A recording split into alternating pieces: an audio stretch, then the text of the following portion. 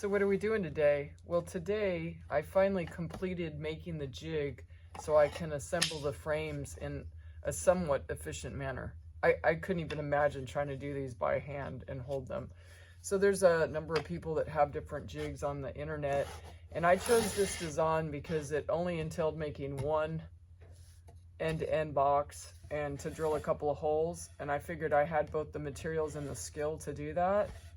And I made some errors. Apparently I didn't have all that good a skill set, but I got it together, and it's fairly square, and the frames themselves come out very square because I took my square up to it and they were square. They weren't askewed at all. So the way I constructed the box is I just glued it and I staple gunned it, and I don't know how long that'll last, but if I have to, I can put real screws in it. And then the holes for this electrical conduit were 7/8 holes. And in order to determine the depth so that these little side frame members, I just kind of like looked at it, and then I did a little eyeballing, and then I drilled the hole, and then I continued that process. Since it's my eyeball, it was about the same all the way around. So it holds 10. It's a little sloppy. I wish it was a little bit tighter, but they go in loose. And so I'm just going to demonstrate. I'm going to do the bottoms first. So I'm putting the side assembly where the bottoms will go in first. They say it's easier. I kind of forgot the reasoning behind it, but I'm still new at this. I only put together 9 so far, and the reason why I only put 9 on a 10 frame jig is because I split one with the staple gun. So there's definitely like a little bit of a learning curve as to where to place that staple, because most people say to use like maybe 1 inch on the bottoms and 1.5 inch staple on the top. And I'm only using 3/4, and I still managed to split. Oops, got that backwards. I still managed to split it. So I think it's just that I'm new at it. I do know, though, from what everyone was saying, it's the glue that holds everything. So put a lot of glue, even if it comes out a little messy. So I put this on a box, but I was really just using the floor, but my tripod doesn't seem to adjust so you can see what I'm doing. So you line them up and you put the glue, and I'm just using wood glue from Elmer's. Most people use that like Tight Lock 2 because it's waterproof. I'm sure it's better, but I'm just gonna do a few of these rounds of assembly, and I'm gonna use these for my wild bees and in top bars, and I'm gonna kind of modify even the frames themselves for the top bars, but I'm using what I have since I got a grant, and you know, you pretty much have to buy something with a receipt. So I'm accustomed to these kind of frames and boxes. But I think that I'm going to switch over, or at least try doing top bar hives in addition to the commercial hives. And each has its pros and cons, and I just want to see what the difference is from my own perspective. And but for the time being, I'm super happy to get some new frames and boxes, because I had all hand-me-down equipment, and I really needed new boxes. My frames fell apart with the honey in it, so what a mess that was to try to clean that up. But now I'll have all new stuff if I manage not to crack it. And instead of using my fingers, I should actually use like a popsicle, or ideally a little brush. But you know, this is what you do when you don't have all your equipment, and I'm like kind of excited to get it assembled and see if my jig works and how well it works. But I'm pretty sure that this will do it for me. Like I said, I already did 9 of them, and they seem pretty sturdy. I mean, time will tell when they're in the hive with honey on them. So I'm just gonna go ahead and get as much glue as I can in the nooks and crannies and spread it out with my fingers. From lack of having the right tools, I just don't seem to have a piece of wood that's gonna spread this glue the way I want it to. And my fingers seem to work the best for right now. So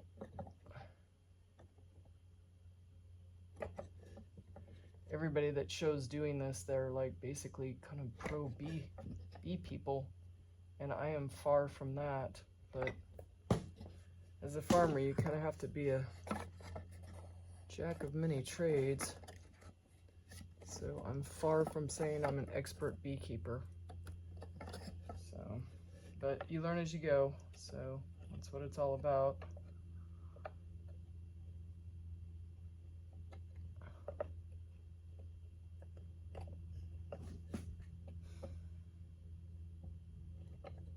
They say you want to see the glue oozing out of the cracks because that's ultimately what holds it together.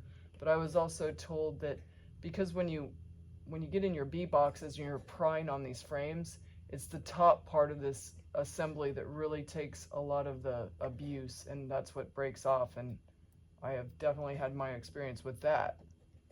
So if you're even slightly tempted to use substandard frames, don't, because it winds up costing you a lot of pain when you have to move your bees around. So, all right, so now I'll just place the bottoms on the sides, and these tend to fit pretty darn tight.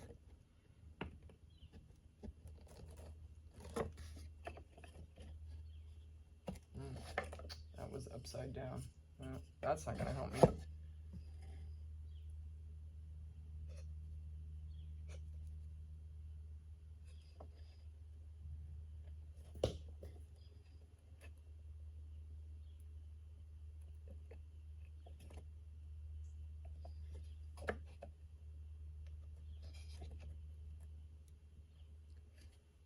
Now, I ordered Hoover boxes, and they came with these assembly frames, and I just wanted to show you a comparison because I am going to build some top bars. I wanted to have extra frames as well, and the difference of the ones coming from Man Lake, the thickness seems to be the same, but they have a kind of a professional angle cut right here, whereas these are just straight.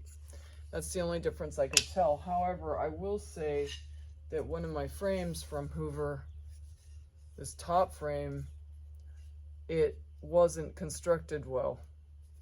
And so now I don't have a top frame. And a few of the boxes had some defects as well.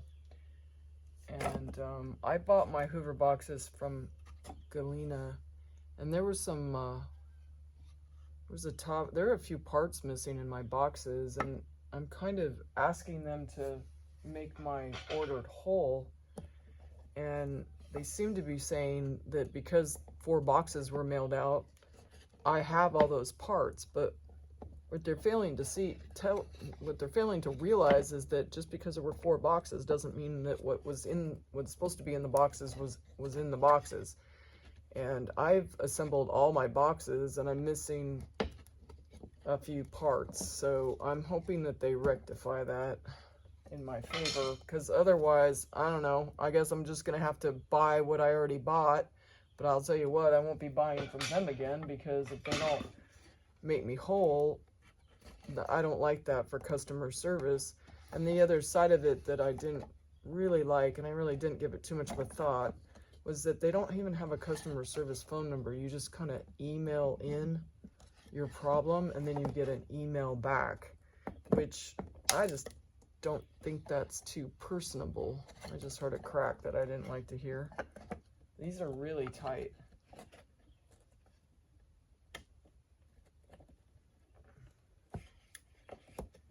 There we go. I think that was just the cardboard below, but I can't be positive.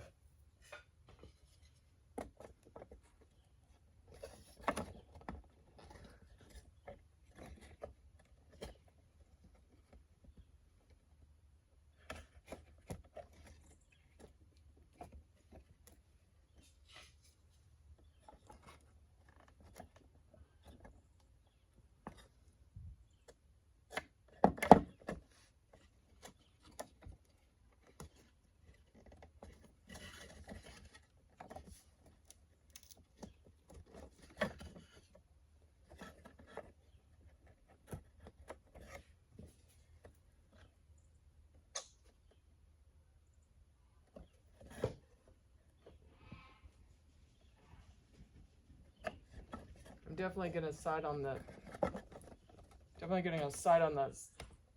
side of too much glue, because if these fall apart, I never want to have to deal with that again. So I'm not gonna be cheap on the glue side of the house. I'll wipe it off. The bees will probably clean it off anyway, but I don't really want them, even though this isn't toxic, I really don't want them dealing with it if I can help it.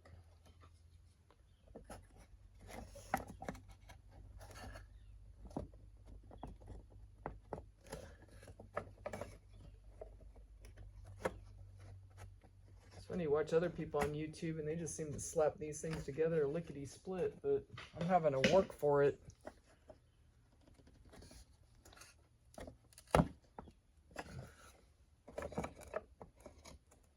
That I'm not exactly in the best of positions to place these. I'm not over a workbench, but which is motivation for me to get my garage more organized so I can get a workbench going. But there's only so many hours in the day, and I'm just trying to get this stuff together so I have it on hand when I need it.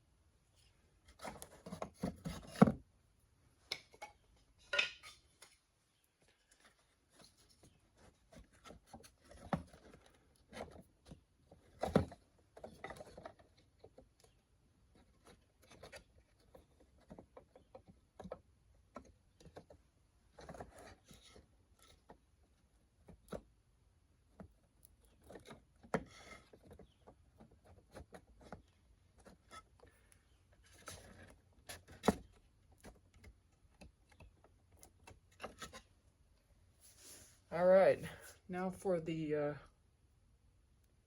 stapling.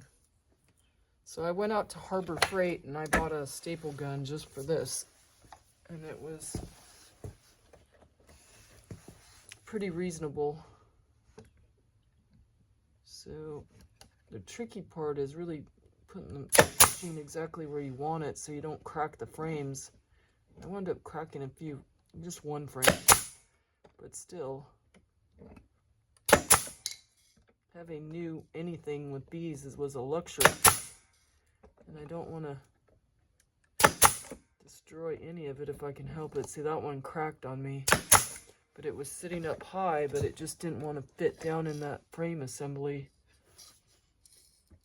So that's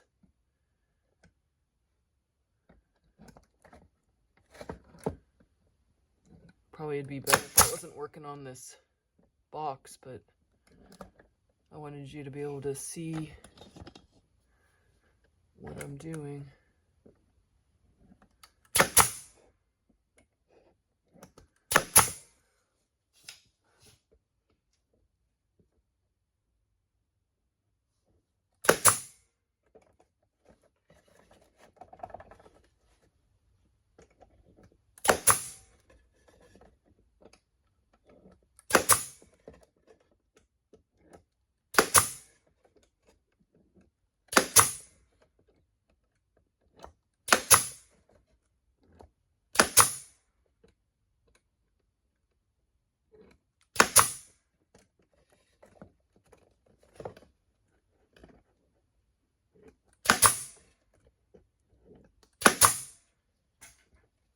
Okay, and then you can just flip it over. And that's when it gets a little bit tighter. And I think it's mostly the surface that I'm working on. But I'm gonna leave them like that because they really look like they're evenly spaced. So I'm just gonna go ahead and add some glue to these as well and finish these up.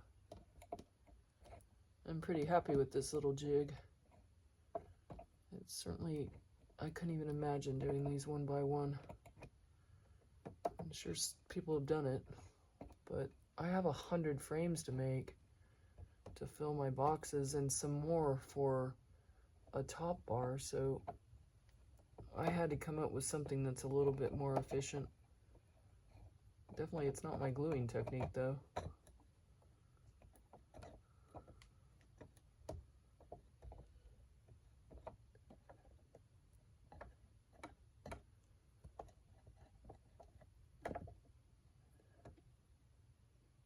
So I can see that I have one Man Lake top bar here, or I mean side bar, because it's beveled.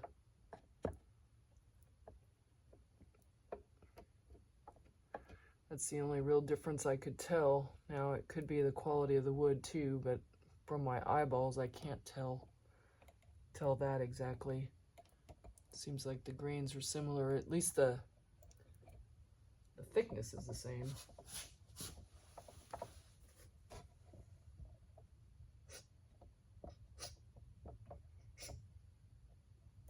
I'm definitely going to get a brush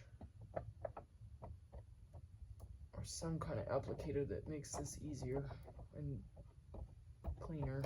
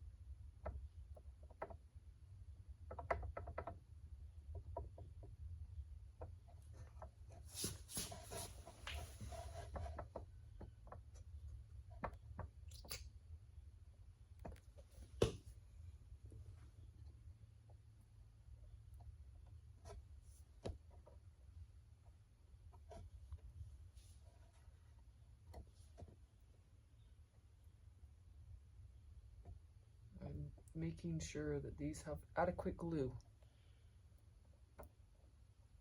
I've learned my lesson. All right, time to get the top bars on, which means I have to go get some.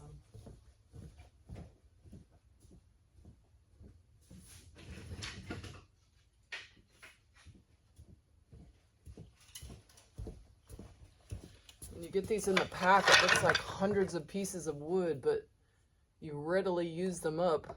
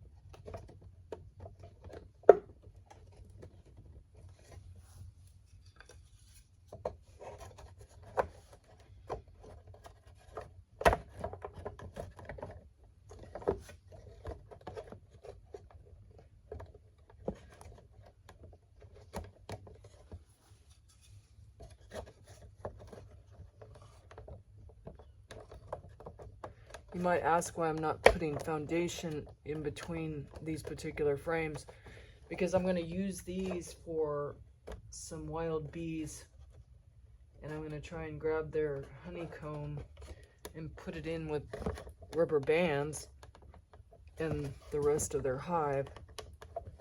This one just is poorly made. It's too tight of a tolerance.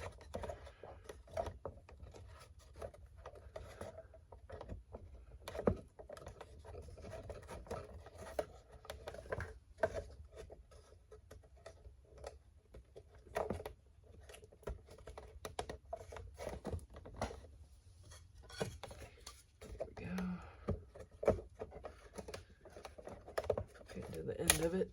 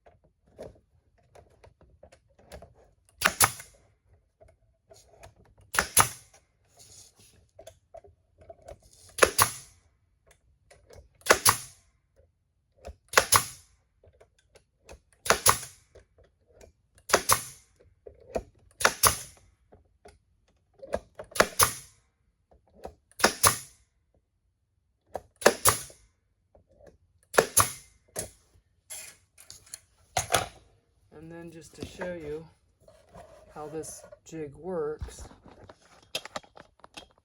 you pop the poles out and it releases the frames, because otherwise they'd be stuck in there.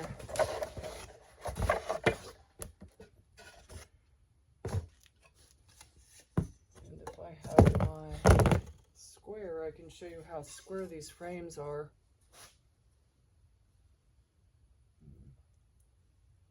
Let me go get my square and I'll show you. But you can kind of really tell that they're good and square with that jig.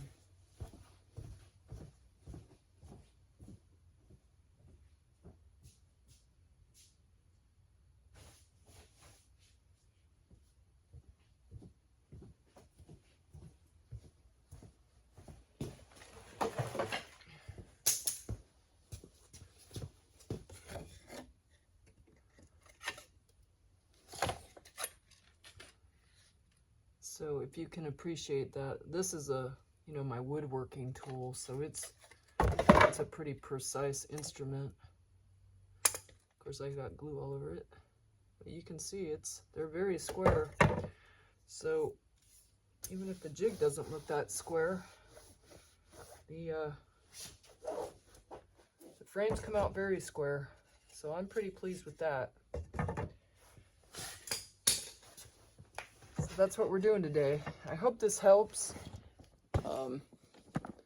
Obviously, I'm not dealing with the most ideal conditions, but even in the less than ideal conditions, you can still get the job done. So I hope it helps.